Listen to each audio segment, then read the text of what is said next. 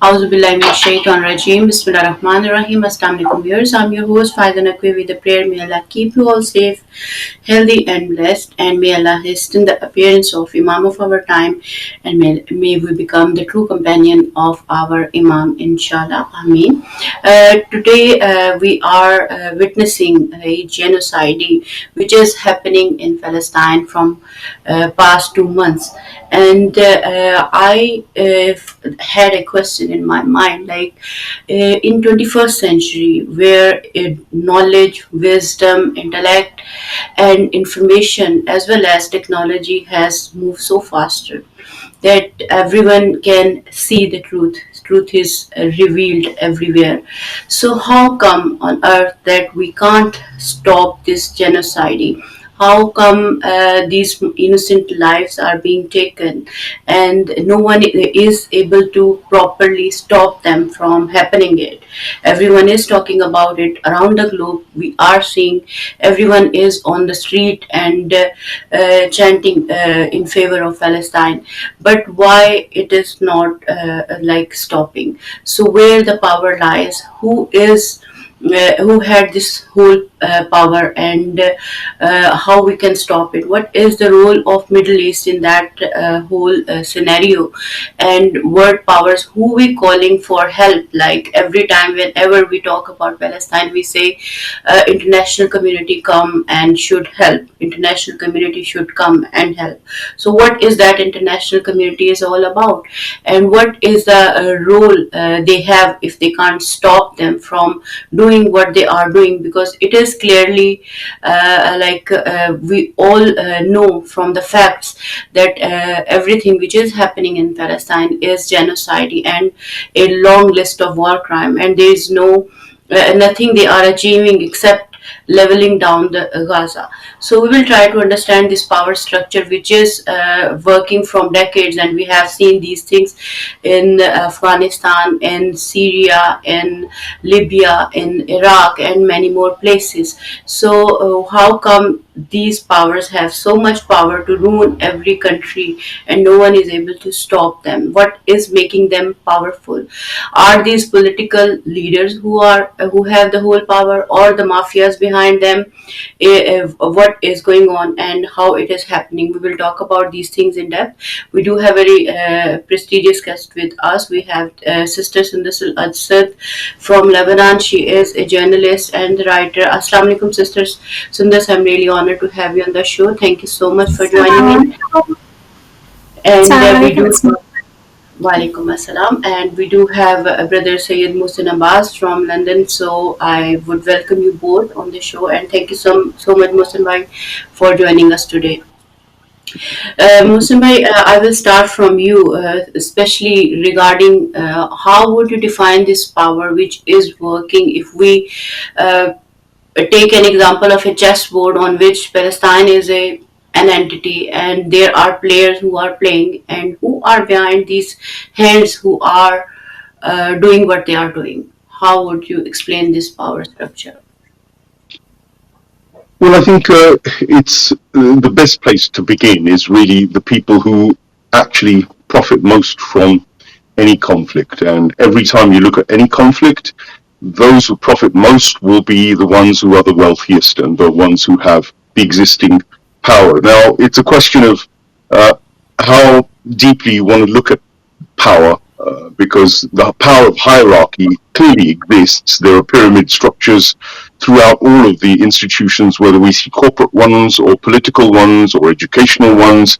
You can see that generally human civilization, or the lack of it, likes to organize in pyramid structures. Yet we're also led to believe that actually the planet itself isn't really ruled by a pyramid structure. What we're supposed to believe there is that there are disparate powers, competing powers, political and otherwise, that are constantly trying to grab power, take power, or take control of the resources and the direction, if you like, of the people on this planet. So it depends on which lens you want to look at. As you know, personally, I like to go beyond the lens of nationalism, nations fighting each other, which clearly happens. There's no doubt that there is a struggle between nations. There clearly is a conflict of interests, and there is realpolitik going on where people fight for the interests of their own particular nation. But nationalism itself is really part of the problem, because after the empires were collapsed by those who bankrolled them, the likes of the Rothschilds and money mafias and the money lenders around the world back in the 20th century, they were, as usual, trying to transfer a new system into place, a system at that time which was going to replace colonialism, which had done 200-300 years of corruption and violence and plunder, and they kind of like to change these systems. I feel they like to freshen up the situation so that people don't get too comfortable. Those who have been invested with power, the ones they select as the ones who have the ability to run all their industrial military complexes, or the ones who run their education systems, or the ones who push their cultural narratives, they like to freshen that up. And I feel that the last time we can actually visibly see the reconstruction of power, and we can see the structures exposing themselves, or the structures being gravitated towards a new direction, was at the end of the Second World War. It had begun prior to the First World War. You could start seeing what was going on with all sorts of things that happened during the Napoleonic Wars, and subsequently the colonial powers tussling for control around the world and plunder resources. They continued, though, of course, into the 20th century with those world wars that I mentioned, and those two world wars basically defined who came out as the new power structure, and it was located, obviously, in Washington D.C. The nexus of power moved from Europe, and it was shifted primarily to America. I believe that now what we're seeing is again a shift in power. It could be the same money mafias, because I'm seeing the same kind of money lenders moving towards China, who have got their fingers and their talons locked into Russia as well, are attempting to also get into the Islamic movements themselves. It's a very pervasive kind of power, the one that I'm talking about. It doesn't necessarily have a name. It doesn't have a direct set of institutions that are particularly locked into it, but it actually nonetheless permeates virtually all of the Anglo-Zionist political economies. I rather suspect it's also permeating most of the Russian and the Chinese ones as well, which seem to be what's known as the Eurasian axis, which is coming through as a potential alternative, one that sings the tune of the multipolar world, as opposed to what they say is the unipolar world, which the Americans and the Zionists have got control of. But the fact is, the Zionists are very deeply embedded in Russia. They're very deeply embedded now, even within China, to be honest, through the money power. And in America, of course, they run the whole show. There's nothing that squeaks without them. So this issue of power, first of all, you have to look at it on the level of the politicians and the nation states and their apparatus, whether it's their civil service, their educational systems, their cultural systems. But behind it, there are directives and there are policies. There are common policies. And in Europe, in the West, and what I call the satanic Anglo-Zionist empire, you can clearly see that there is a discernible, what I would call secular religion, called neoliberalism. There are priesthoods like the neoconservatives, like the politicians, like the education people, and the people like Bill Gates, for instance, and all the money lender frontmen that they have, whether it's your Musks, Elon Musk. My personal analysis is that all of this that you see, all of those who get a lot of attention, all of those who are put up on great media platforms, the media platforms themselves, they all ultimately belong to a cabal. They belong to a network of people who know each other, who have common financial interests, and they have a common ideology. Whatever that ideology is, they tend to switch those from time to time, but the underlying it all is just the ideology of control and power. And I think that's exactly what we're going through today, and what you're seeing in Palestine, or what you saw within the way that the WHO, for instance, rolled out their vaccine policies, or what you saw with the wars of terror, or what you saw in 9/11.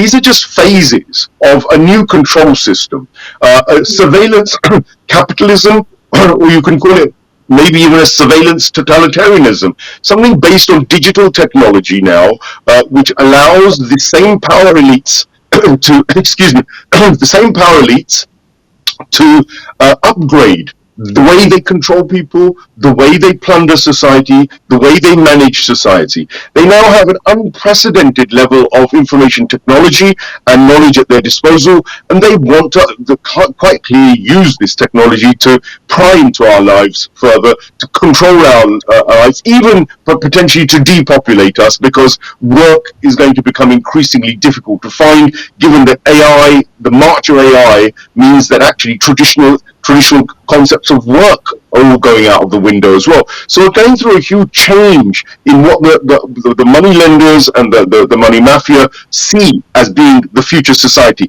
Up against this, and I should lay this out because we may be able to open it up, is something Ayatollah Khamenei has called the new Islamic civilization.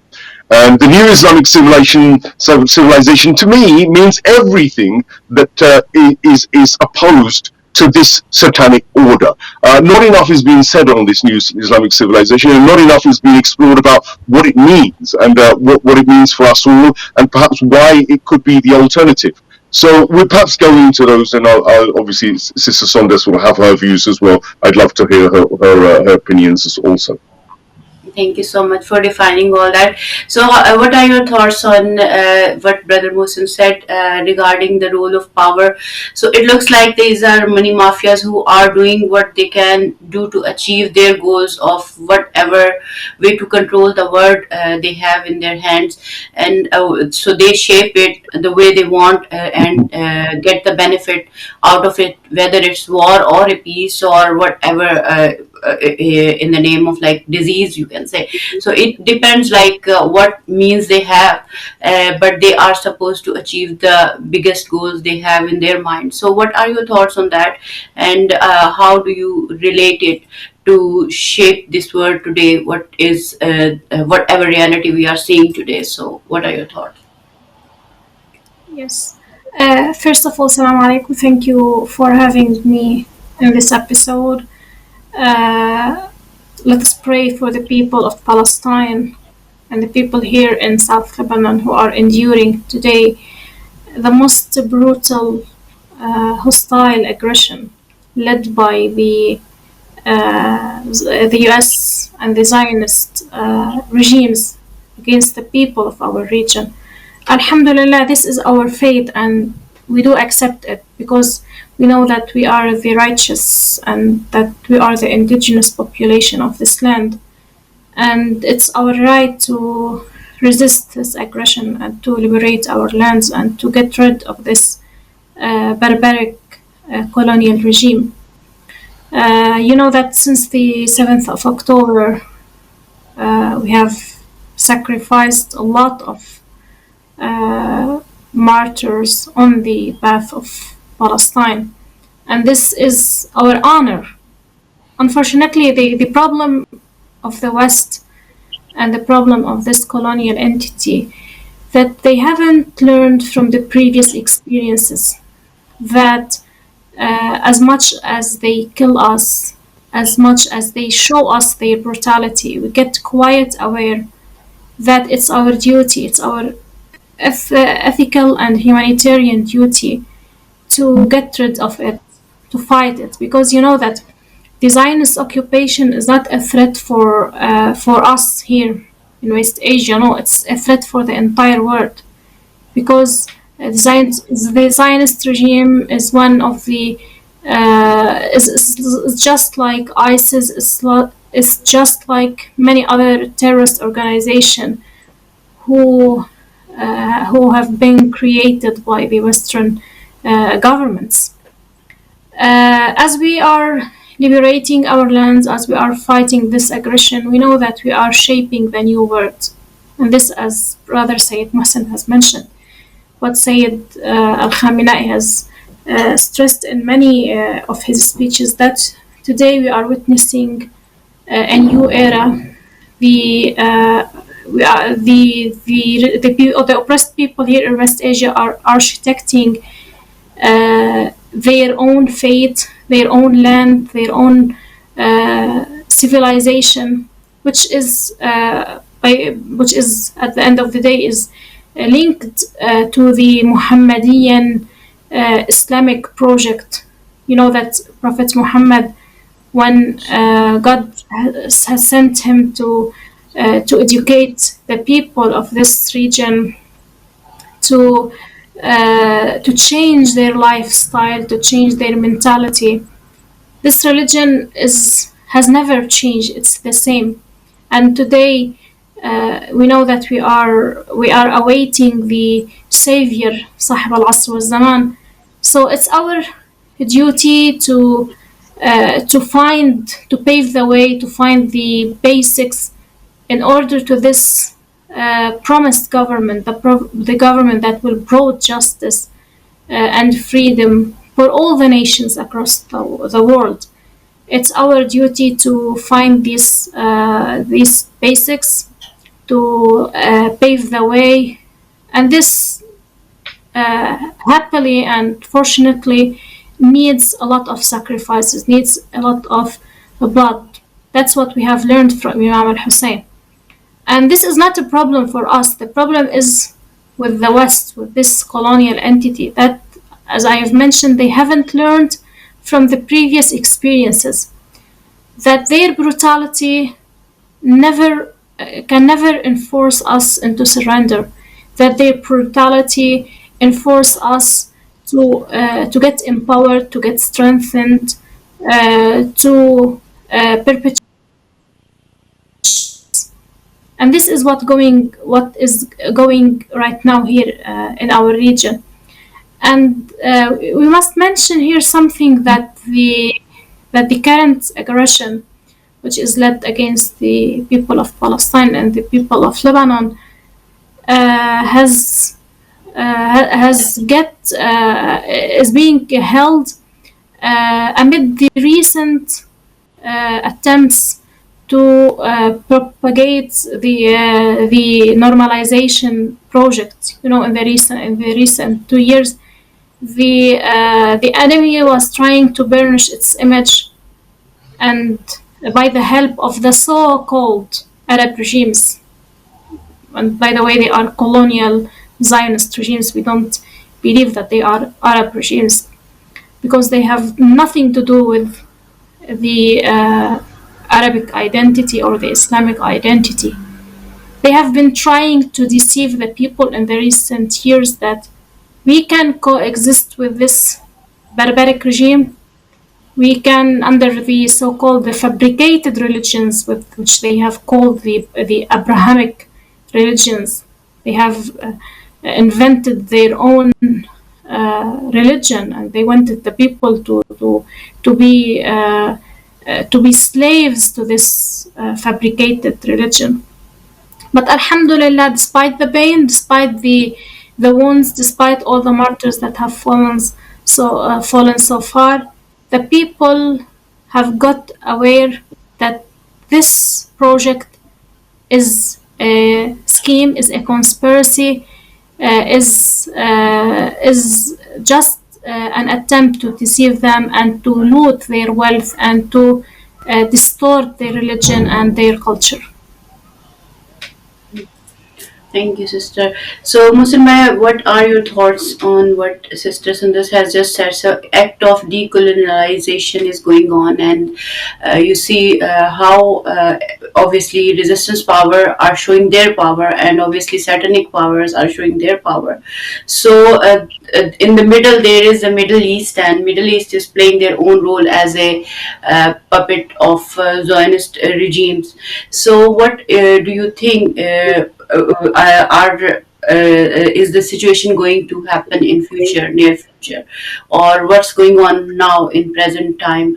Because we are seeing the hypocrisy of these Middle Eastern countries, as well as the many others who are supporting this genocide in whatever manners they can. So, what are your thoughts on that? Well, the Islamic world has to basically take up the gauntlet. The truth is that we've got huge internal problems, as Sister Saunders has mentioned, and the biggest problem we have is leaders who are basically puppets. They are people who owe their leadership to the American Empire, to the post British colonial empire, because they were put in place because of oil, because the Anglo-Zionist empire knew oil existed, knew it wanted to rape that resource, and they wanted to plunder as much as possible. They needed their own men in, and it was the destruction of the Ottoman Empire, and subsequently the imposition of these Ali Saud and the various other puppet monarchs that exist, which has led to the bulk of the plunder of the Muslim world, and to the division of the plunder world, or of the division of the Muslim world, as well as the wars and the conflicts. I would say that they're absolutely complicit. Example is Syria. All of these obedient cogs of the Anglo-Zionist machine, including Saudi Arabia and Qatar, all of them were funding, Turkey included, they were all funding, supporting, arming, training ISIS, basically, to overthrow Syria. You could see that again in Iraq. The same collusion occurred there. They did it with Libya and Gaddafi. So behind their hand, the same movement is constantly doing this work. This much we know. I think that the Arab people and the West nation fraternity generally know that America and the Anglo-Zionist empire is the enemy. The problem is these leaders. Now, the obligation of the people of these regions doesn't stop at just understanding that the Zionist empire is looting them and is imposing this their will. The duty of anybody who is fight for justice is to resist, is to stand up. And I think this is one thing that we have to point our fingers at the Muslims and the Arabs who aren't doing this. It's all very well complaining about leaders, but if you want freedom, if you want sovereignty, if you want Islam to be a real, meaningful entity in this world, one which has an impact on the way out the civilization, human civilization moves, then you have to sacrifice. Then you have to give blood. You have to give your life to this cause. I don't see that happening across the Arab world. The last thing we saw was the Arab Spring, but even that was a contrived money mafia exercise in destabilizing those countries that they wanted to dislodge. That too was part of the Israeli Zionist effort. Their main targets were Syria at that time, Egypt, etc. Most of that was just a drama for supposed revolution. I think there needs to be a real revolution. I think that the Muslims need to wake up, stop making excuses. That part of the world will always be the target of the money mafia because it has wealth. Whoever controls Central Asia, whoever controls this central part of the world, where the Muslims predominantly hold power, that is where power resides. The whole world relies on transport networks, trade, gas pipelines, oil pipelines. They all have to pass this region, and they all have to be able to utilize this region because it is geopolitically absolutely vital. So therefore, all powers in all times will fight for this region. Whether it was Genghis Khan of the Mongols, or whether you look at the Crusaders, or whether you look at sort of Alexander the Great, you look at all of the wars, this region has been the constant focus for control because it dictates how the rest of the world, in a way, operates economically and perhaps otherwise as well. So, what the Prophet Muhammad, peace be upon him, empowered us to do originally was to give us a united ideology and a united focus on the divine.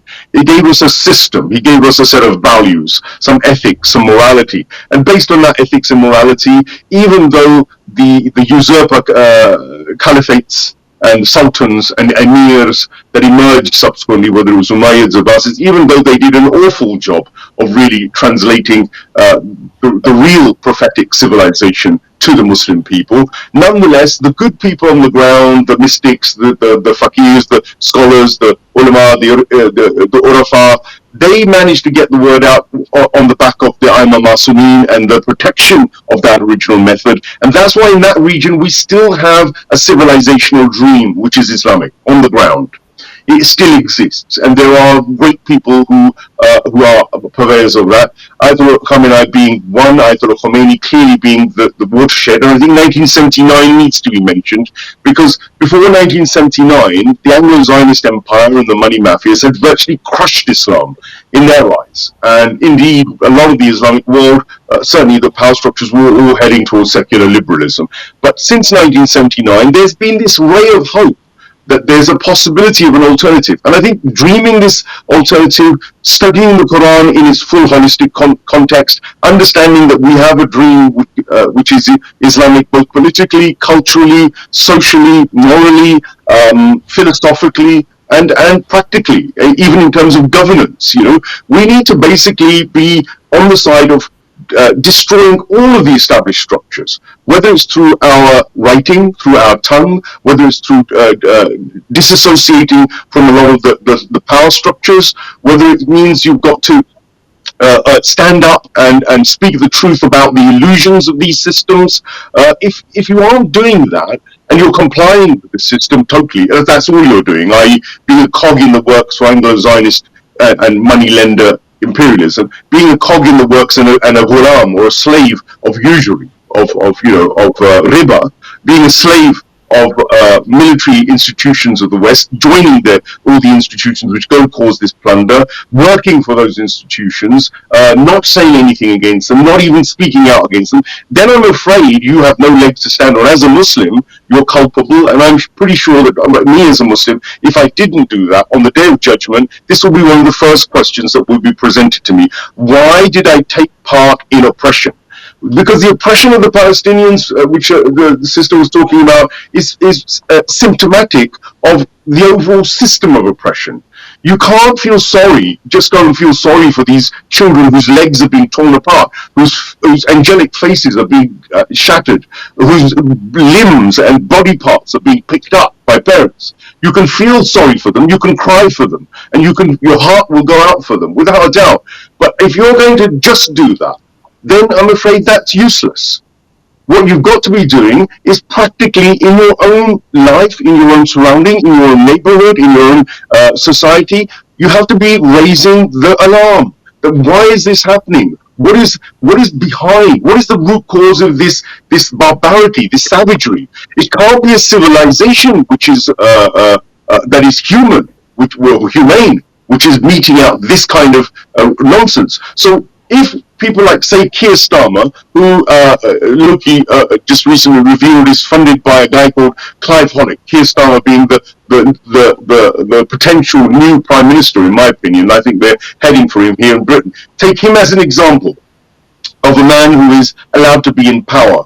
You could take any of the others as well, whether it was Cameron or whether it was Theresa May or whether it's even Sunak or Biden. All of them, they're all basically puppets who are behind them have a hand. And when we say these people say, oh, well, where's the hand? Well, Keir Starmer, for instance, is funded by a guy called Clive Hollack, right? Clive Hollack is the director of Honeywell. Honeywell is a corporation which claims its hardware is in virtually every defense aircraft in the world. So Starmer is an obedient cog in a machine which profits from starting wars. So, of course, he naturally will detest anybody that works to stop them. So you and I, who want to stop the wars, are opposed by these people who we put in power, who we supposedly, in a democracy, vote for power. I mean, why hasn't anybody vetted who Keir Starmer is? Who's behind him? What is the funding? Who is the City of London here? Why are they bankrolling wars? Who is the Zionist movement? What is behind them? Who are all these lobbies? There are 18 million people in Britain alone that I can talk about, and I could say that over 80-90% of them, maybe more, are absolutely politically illiterate. That is criminal. That is a crime that you are committing. If you are politically illiterate in a system where you're empowering psychopaths to go and kill Palestinian children, then I'm sorry, it doesn't matter how much you cry or moan about and how much you show empathy for. If you aren't standing up against that system, if you aren't exposing it by whether it's through withdrawing your consent in some way, don't buy these Pepsi Colas. Don't buy all this nonsense. And of course, I'm going to be a little bit cautious there because I don't believe any of these corporations or any of their products or any of their systems is outside of the likes of the hedge funds of course, State Street or Vanguard or for another example is BlackRock. Just three examples of outfits which have multi-trillion-dollar holdings of finance. Those transnational corporations own the politicians and they own the systems which do the killing. It's those people that we have to turn our attention to as Muslims because we're 2 billion people in the world. You're not powerless. Stop buying their things. Stop allowing them to come and run your countries and stand up and get rid of those awful monarchs that you say are your leaders. How can you dare to call yourself Muslim when you're allowing all of this to go on? Sister Sundat, what are your thoughts? Like, as Brother Muslim mentioned, so many aspects of money mafias and how they are, like, obviously working towards the oppression. So, what is atmosphere in your region? Obviously, you might be able to see it more closely, especially in Arab countries. Obviously, common people on ground have a different mentality than the people who are rulers. So, how do you see the role of common people in Arab countries since this war has begun in Palestine? So, do you think they are different from their rulers, or they are doing enough, or their voice is being heard, or anything like that? What are your thoughts on that? And what are the hopes? You guys are also facing obviously this war in Lebanon as well. So, what are the hopes and like you can say enthusiasm sort of thing, or the emotion or the thinking of the people in Lebanon regarding that? Okay. Sister, you know that in the recent years, the region has witnessed relentless attempts to ignite sectarian strifes between the people of the region. This attempt isn't just because they aim to divide Sunnis and Shia. No, they know well that the aim of making people fight against each other is to weaken the choice of resistance, because that's a colonial goal by the end of the day. That once you create skirmishes between the people, between especially people of the same geography, ideology, it will be easy for the enemy to achieve its goal. Now, since the onset of this aggression, and as I've mentioned, that despite the pain, despite the martyrs, despite everything, and despite the brutality of the Zionist occupation, the people of the region and the people of the world we have seen a sense of unity, and this actually has exposed the hypocrisy of the Western world that they have tried in the recent years.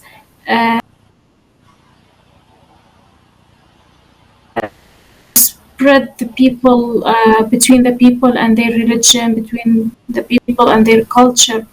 We have seen that there are a lot of people across the world, not only here in our region or in the Islamic community, that those free people who were for years being deceived by the mainstream media narrative have get to know what's going on in Palestine, have just they have, and despite the censorship which is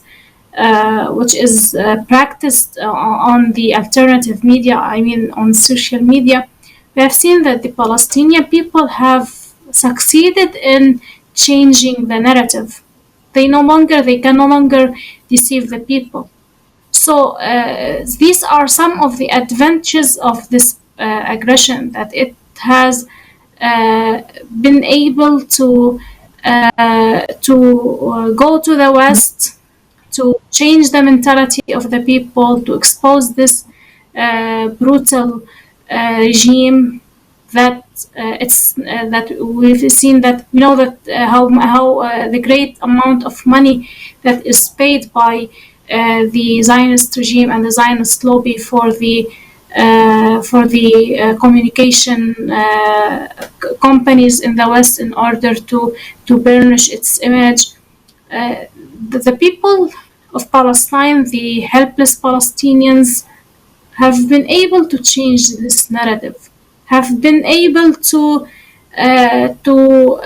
show the people that these sectarian strifes, these sectarian attempts are merely Zionist ones in order to make you to demonize the Palestinian resistance. But the people today are no longer deceived, and also we have seen the most significant one that we have, as brother was mentioning something, that it's our duty to it's our ethical and religious duty to stand beside the Palestinian.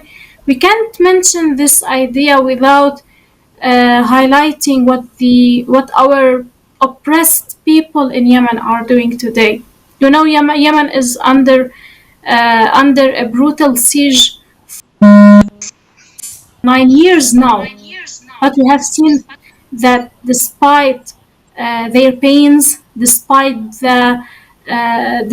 everything they are suffering, they are supporting the Palestine. So it's something that we must feel ashamed of ourselves, that we are doing nothing for the Palestinians. The helpless Yemenis, the barefoot Yemenis, supporting the Palestinians despite everything they are suffering from. So it's our duty to do whatever at our disposal to help the Palestinians, to support them. Everything. We don't have to underappreciate any step that we express in solidarity with the Palestinian. And on the Day of Judgment, as we know, we are commemorating the Fatimiyya.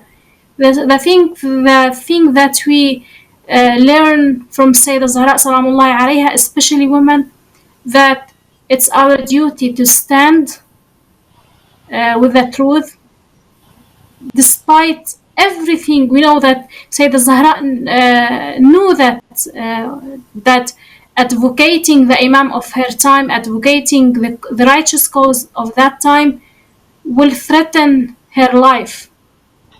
But she didn't fear. She went to the mosque of her father and delivered that important speech, and also prepared her 3 children. She prepared Imam al-Hassan, Imam al-Hussein, and Sayyidah Zainab, the 3 of them, in order to be the voice of the oppressed, to stand against the falsehood. And this is the duty of all women. We know that women can't go to the battle. Women can only speak, can only raise righteous offspring, can raise children who know truth and falsehood. And this is at this time, this is a moral and ethical and humanitarian duty upon women that they must fulfill. You have asked me about the situation here in Lebanon. You know, Alhamdulillah, that since the 7th of October, we have been enduring the brutality of the Zionist occupation, because the Zionist occupation, as I have mentioned earlier, it thinks that by killing us, by murdering us, that we will surrender and that we will stop our righteous project. But Alhamdulillah, personally, colleagues, and my dear ones in this battle as martyrs, and this is our honor. I've lost my own friend, which is the journalist Farah Ahmad. They think that by killing us, by murdering us, that we will stop doing our job because they are idiot enough. We will perpetuate the mission of the martyrs.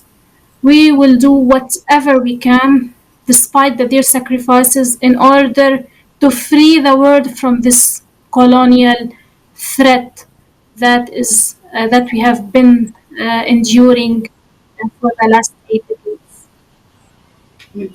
Muslimai, I would like to ask you, this colonial threat is because the way they are treating people and the things they are doing, and from their past actions as well, we can see very well that it is not just threat to the Muslim world only, but it is a threat to humanity overall, and the whole human, the structure, wherever people are living. Obviously, they are more in pain if we see it in this way, in the sense that what people of Palestine is suffering, they know what they are suffering for and what they are standing for and what they are doing for the mission they have in front of them is obviously decolonization, and this act requires this kind of effort and the sacrifice, obviously. So the thing is, the awakening of this world, like the people around the globe, are they awakening enough to understand this thing, that these oppressors are not just going to finish here? Obviously they will move on to the next project if they are going to finish this one, for instance. So what are your thoughts on this thing? Are obviously the lives being taken in Palestine are doing this enough and more effectively than anyone would say or do anything, but these innocent lives are also speaking up through their blood. So what are your thoughts on that? I don't think enough is happening yet. I still don't believe that the level of political, social, and moral awareness is at the stage that we require. You see, the thing is, to be human beings, we need to connect with our hearts, we need to connect with our souls, which are connected to the divine. So the first work that one has to do is really that connection. And if that connection is loose and it's not there in the way it should be, then everything in our moral and ethical behavior will manifest that lack of connection. And I see that, to be honest, within us, we all manifest hypocrisy to one degree or another. No doubt, that's life's struggle. But the thing is, at least one should be heading in the right trajectory. And I think that if you think that you can create peace, harmony, and you can create a spiritually kind of sound environment without also trying to create the environment that facilitates it, then I'd say that's delusional. Quite frankly, if you have a system which is inherently corrupt, inherently immoral, for instance, you have the culture, particularly the culture I'll focus on now, the culture of, say, Hollywood or Bollywood or porn culture, or the cultures of greed and hypermaterialism, the advertising culture which promotes all of that. If you say that we're going to be okay with allowing such a culture to take a grip, then there's no way that culture cannot seep into your children, your next generation.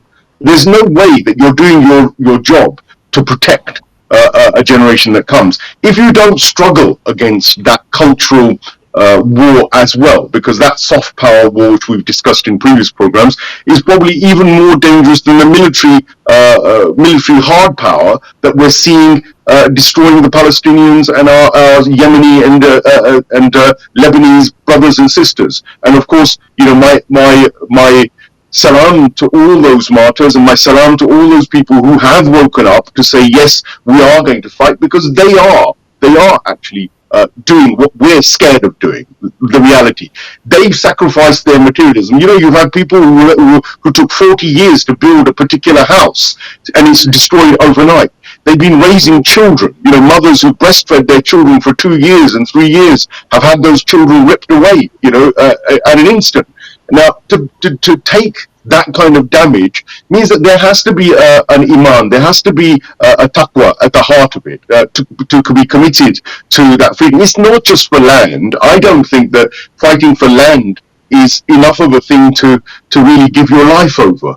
I think fighting for dignity and fighting for your faith and fighting for truth and fighting for justice and fighting for humanity, I think these are values which are there in the Quran, which we're told to fight for. And I think that if anything is going to happen, you know, these are signs. The sacrifice of these children, the death of these martyrs, Allah subhanahu wa ta'ala is giving us a wake-up call. It's a sign. It's an ayah. It's a manifestation that, look, all of you who are sleeping, who are in this material world, in the illusion of your grandeur, look at this. And where is your humanity? And if we fail to wake up now, then again, of course, on the Day of Judgment, we're going to have to answer for that. And I'd say that around the world, yes, 76% of the people, even in America, non-Muslims, are saying stop the war, do the ceasefire. But it's not just about the ceasefire, is it? Of course we want the ceasefire immediately. Of course we want to protect the children's lives. But what about that same population looking at themselves, looking at the structures they support, and saying, why are all those weapons? You know, 150 to 200,000 tons of arms have been sent from America alone to Haifa port in order to give the Israelis these bombs to bomb those children. Now, who's sending those weapons? Who's elected those people? What is that system which is allowing that to happen?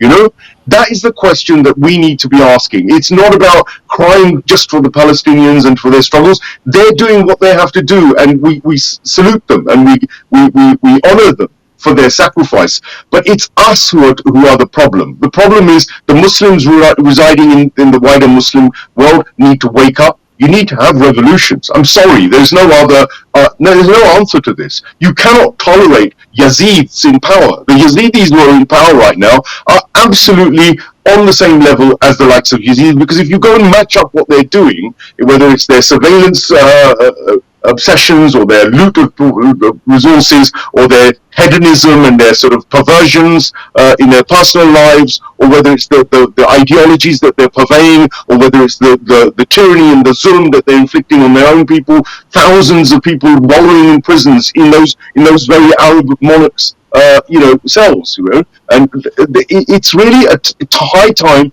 that we stopped looking at others, looking at the sacrifices of others. We say, okay, what can we do? And there's a lot you can do. You can stand up and you can take the fight. And you know, ultimately, if you're going to say, oh, but my children, oh, but my job, oh, but there's not enough of us, oh, but there's, you know, they have all the power and they have the money. Well, the Palestinians could say that. They could just capitulate to the Israelis. It won't change their reality. They'll still be slaves. They'll still be downtrodden. They'll still be beaten. They'll still be killed. And that's exactly what will happen to the rest of those, the sellout Muslims. So I think that, no, we're not doing enough. I don't think that enough is being done yet. But yes, an awakening has begun amongst many, and there are many good-hearted people who are now questioning. And I think the Israelis are their own worst enemies here, because their arrogance and their takabbur is now making them expose themselves. And whether it's even deeper than that, it's possible. But I think what we need to do is to rally around the resistance forces. We need to support them financially. We must send money to all of our resistance brothers and sisters in whatever way we can. Not just send them money for aid and support, but even money for their infrastructures, for their governments, for their development of military power. We need to support financially. You know, there's no way you can sit on the side. Don't just send your charity to the same old Western corporate charities which gazump it and give themselves nice 6-figure salaries. Send the money to the resistance. and let them fight back. Give them the power to fight back. So give your voice to the resistance. Stand up and be counted. If they don't let you onto their media platforms or their YouTubes or their social media, speak on the streets. Speak in your own neighborhoods. Talk to your neighbors. But before talking, become educated. Become aware of the issues. Learn. Read. Understand these issues. Understand that you're living in an illusion, and stop hiding behind just rituals. Islam is also not mere rituals. Islam's rituals, if they do not translate into your life as something which allows you to help the downtrodden, to help the oppressed, to help the orphan, to help the needy. How many times in the Holy Quran does Allah subhanahu wa ta'ala say this? Virtually every second, third page I read in the Holy Quran talks about the needy, it talks about the oppressed, it talks about the support of every person who is downtrodden. It doesn't talk about what we're doing, our lives. It doesn't talk about rituals. How many times does, other than prayer, which is your private thing, which you can do within a matter of half an hour in a day, if that, how is that living a Muslim life alone by just doing that? No, we've got to bring Islam into our politics. We have to bring that Islamic value and those ethics into our culture. We have to bring it alive into our social, and not the kind that is judgmental, not the kind that enforces things, not the kind that pushes people into a corner or puts them down, but the one which has akhlaq, which has the fragrance of Hazrat Fatima Zahra salam alayhi, has the fragrance of the Imam Hussein, Imam Hassan alayhi salam, has the fragrance emanating from it of love, of mercy, of kindness, of giving, but it also one with courage and with valor and with dignity, and the Islam which gives us power of a prophetic kind, not of a kind which is of the tyrannous nature. And we owe it to the human civilization that we stand up. We owe it that we take on these awful powers at whatever level, in whichever way you can. And the first way you take it on is by being educated about the truth, by knowing the truth, and by understanding the truth, and then trying to spread that as best you can, and of course also to build alternative institutions. Don't just sit there thinking, oh, we only can operate with their systems. No, there are alternatives. There are alternative ways of life. You don't need to operate totally in that system. And I think Muslims should learn from a lot of their non-Muslim brothers and sisters around, because the solutions are already being implemented for an alternative set of lifestyles, one which aren't slaves to the corporate systems, one which don't help fund the arms organizations, which don't fund these political entities which are killing the Palestinian children, because it's as much the money of the corporations and the decisions of the politicians and the work of education institutions and the cultural institutions which is causing the death of those children, as the military armaments industry and the politicians themselves. So the war we have is with the entire system. It is not a war which is being fought, just by the Zionist weaponry or their IDF. This is the war which is being inflicted, and if we're not careful and not awake, then we will find that we are on the side of the oppressors. We are supporting them with our taxes. We're supporting them with our purchase of their goods. We're supporting them with our voting of their political leaders. We're supporting them with our silence. We're supporting them with our self-censorship. We're supporting them with our ignorance and our lack of wanting to learn about politics and the politics of prophetic morality. No, this is not what a Muslim is. It is not acceptable. It's not acceptable for us to sit on the sidelines and pretend that we've dropped tears for the Palestinians every time we see a life. It's obligatory on us to take action and to start that action at home, in our own homes, and then take it beyond into the streets. Even the non-Muslims are doing it now. Muslims should be at the forefront of every type of resistance struggle around the world for justice. Thank you so much, Musalmai. So it looks like conclusively that our ignorance is their power, and that power is what is working around the globe. And we need to educate ourselves and everyone around us, and should take steps accordingly. So just 2 minutes are left, Sister Sundus, if you want to share any special message, because you are in Lebanon and obviously seeing everything very closely. So just if you want to give any message. Okay, so Brother Muhsin has elaborated enough, alhamdulillah. I don't know. I've mentioned in your episode last time something that whenever we pray, the first statement we utter is we say Allahu Akbar. Allahu Akbar means that Allah is the greatest. So you can't pray, that you can't claim that you are a Muslim, arrogant powers. It's our duty today to support the Palestinians and to do.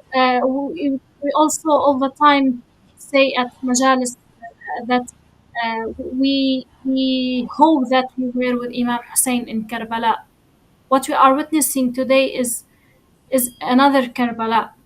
So it's your duty to support the project of Imam al-Zaman and to help all the oppressed across the globe. The sacrifices should be paid. We are sacrificing our own beloved ones. You can sacrifice your job, your money, your time, whatever. We are sacrificing blood. We are sacrificing our dear brothers.